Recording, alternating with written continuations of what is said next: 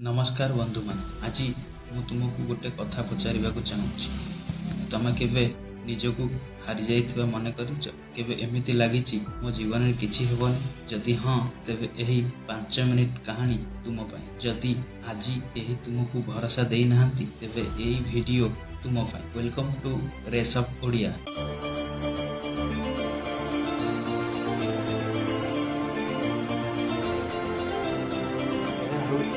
राहुल को कहानी।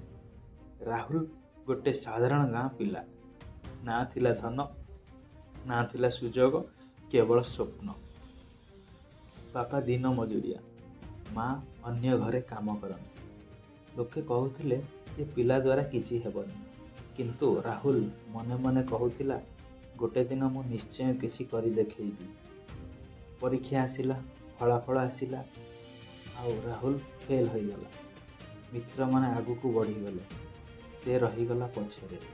गोटे रातिरे माँ को सामने बसी राहुल कहला, मो द्वारा किछि हेबनी माँ, मु हारीगली माँ, मु हारीगली।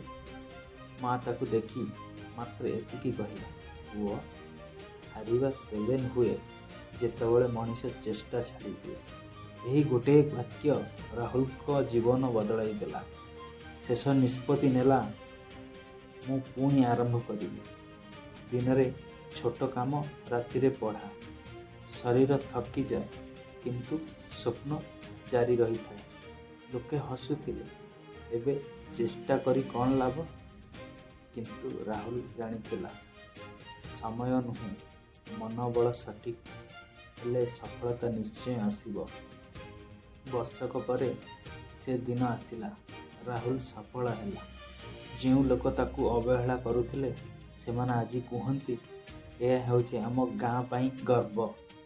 वर्तमान बंधु माने जदि आज तुम जीवन अंधकार लगी मन रख, सूर्य सबुबले अस्त हुए किंतु पुणी उठे। तमे मध्य उठिब। केवल गोटे कथा, हार मान।